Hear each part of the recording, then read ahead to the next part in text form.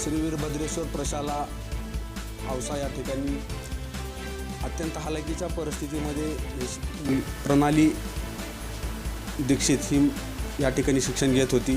तिचा शिक्षणाचा नेमका कशा प्रकारे या ठिकाणचा प्रवास राहिलेला आहे किंवा कशा प्रकारे तिने शिक्षणाचे पुढील धडे या ठिकाणी तिला मार्गदर्शन कोणाकडून लाभलेलं आहे ह्या संदर्भात आपण प्रणाली दीक्षित या मुलीकडून जाणून घेणार आहोत. काय नाव? नमस्कार, मी दीक्षित प्रणाली प्रवीण श्री वीरभद्रेश्वर प्रशालेची विद्यार्थिनी आहे. तर 10वीमध्ये किती गुण मिळाले आपल्याला? मला 10वीला 96.40% आहेत आणि हे गुण माझ्यासाठी खूप छान आहेत, याचा मला अभिमान वाटतो. शिक्षण कुठं झालं आपलं? माझं शिक्षण श्री वीरभद्रेश्वर प्रशालेत झालेलं आहे आणि ही शाळा माझ्यासाठी एक वाटचाल करून देणारी मार्गदर्शक ठरली आहे. तर ज्या पद्धतीने तू पुढं जाऊन शिक्षणासाठी जे धडे घेतले, जे मार्गदर्शन तुला मिळालं, त्या संदर्भात कोणाकडून तुला हे मार्गदर्शन मिळालं किंवा काय ह्यासाठी संघर्ष तू केला आहे? मार्गदर्शन म्हणलं तर शाळेतले सगळे शिक्षक, शिक्षिका, तसेच ट्युशनमधले शिक्षक आणि माझे मम्मी पप्पा यांच्याकडून मला चांगलं मार्गदर्शन मिळालं. त्यांच्याच योगदानामुळे आज हे मला 96.40% गुण मिळालेले आहेत आणि हे श्रेय मी त्यांनाच देऊ इच्छिते. यासाठी काय उपाययोजना झाल्या, म्हणजे काय तू नेमकं काय ठरवलं होतं, काय ध्येयरूप होतं? मी ठरवलं होतं की 10वी चांगल्या गुणांनी उत्तीर्ण व्हावे आणि यासाठी पहिल्यापासूनच खूप प्रयत्न केले होते आणि कंटिन्यू अभ्यास, रेग्युलर प्लॅनिंग, डिसिप्लिन या गोष्टींनी मला इथवर आणून पोचवलं आहे. पुढली दिशा काय राहणार आहे? पुढली दिशा शिक्षण म्हणजे बुद्धीचा विकास आणि मानवतेकडे वाटचाल आहे. यामुळेच ज्या गोष्टी बुद्धीचा विकास करतात तिकडे वाटचाल करण्याचं मी ठरवलं आहे आणि यानंतर 12वी उत्तीर्ण होऊन JEE करण्यासाठी प्रयत्न करणार आहे. इतर जे विद्यार्थी आता शिक्षण घेत आहेत किंवा एक मार्गदर्शन म्हणून तुझ्याकडे जर पाहत आहेत, तर त्या विद्यार्थ्यांना तुझं काय मार्गदर्शन राहणार आहे?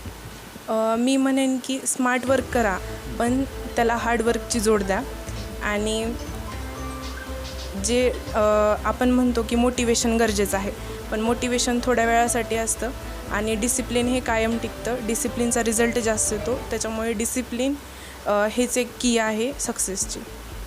तुझ्या म्हणण्यानुसार असं की जे बी आपल्याला मार्क मिळत आहेत किंवा जे बी आपली टक्केवारी आहे ते कुठंतरी चीटिंग न करता किंवा कुठलाही आधार न घेता जे आपल्या अंगीगुण प्रॅक्टिकली जे आहे त्याच्यामध्ये समाधान किंवा तेच गुण घेऊन आपण पुढे गेलं पाहिजे. कुठल्याही प्रकारची चिटिंग किंवा आपल्याला जास्त किंवा कमी मार्क पडले याचं मनाशी कुठल्याही प्रकारचं कमतरता न बाळगता पुढं जा माणसानं त्याचे ध्येय किंवा त्याची जी अपेक्षा आहे ते सातत्यानं करत राहिलं पाहिजे. बरं आहे.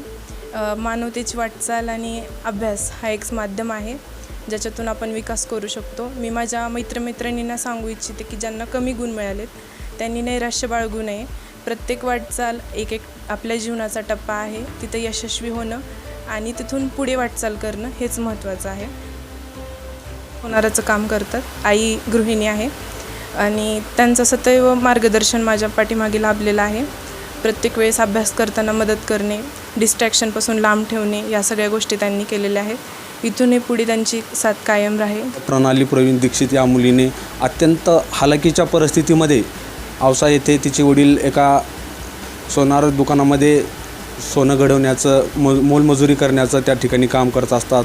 आई हे गृहिणी आहेत आणि अशा अत्यंत हालाकीच्या परिस्थितीमध्ये त्यांचे प्रॉपर गाव मातोळा, औसा तालुका, जिल्हा लातूर या ठिकाणचे रहिवासी आहेत आणि ते सध्या कामानिमित्त औसा तालुका या ठिकाणी राहत असताना त्यांची प्रणाली ही मुलगी इयत्ता 10वीमध्ये 2025-26मध्ये शिक्षण घेत असताना अत्यंत हालाकीच्या परिस्थितीत जाणीव तिला असल्याने तिनं सातत्याने पाठपुरावा करत शिक्षणाकडे ज्या गोष्टी आपल्याला समजत नाही त्या गोष्टीचे मार्गदर्शन घेऊन तिला अनेक शिक्षण घेत असताना अनेक प्राध्यापकाचे, शिक्षकाचे या ठिकाणी तिला मोलाचे मार्गदर्शन, त्याचबरोबर तिच्या आईवडिलांचे मार्गदर्शन या ठिकाणी चांगले लाभल्याने तिनं आज या ठिकाणी श्री वीरभद्रेश्वर प्रशाला औसा या ठिकाणी 10वीमध्ये 96.40% गुण घेऊन या ठिकाणी अत्यंत चांगल्या अशा गुणांनी या ठिकाणी ती उत्तीर्ण झालेली आहे. आदर्श इतरांपुढे ठेवल्याचं आपल्याला समजते. India star news 9 Marathi, Maharashtra, Ausa.